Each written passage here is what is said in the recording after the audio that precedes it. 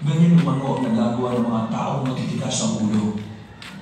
Hindi lang umimik ang babae.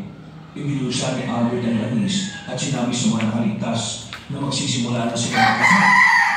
Takbo at lakad ang kanilang ginagawa. Nauuna si Marcus, kasunod ang iba pang bihag at sa hulihan si Albert. Habang pinapatid sila, ay nakakarinig sila ng sigaw mula sa mga taong bihag na humiwalay sa kanila. Siguro ay nahuli na sila ng mga aswang at nilapa. Walang hiwalay kay Marcus!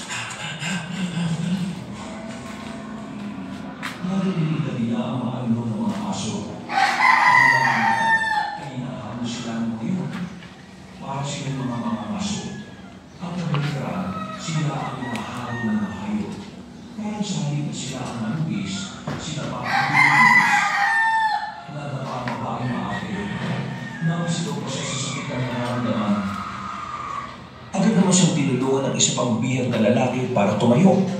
Ngunit tinulungan niya ito dahil sa amoy ng langis na nasa katawan nito. Tinulungan naman ni Albert na makatayo ang binata.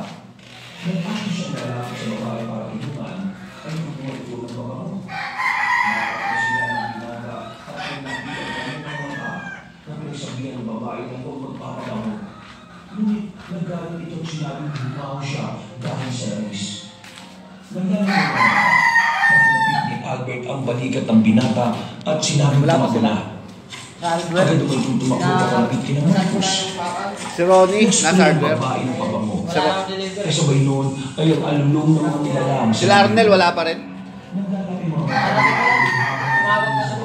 Parating na raw? Nalala hindi ng mga tanong babae na natin sa kanya dahil sa kaba.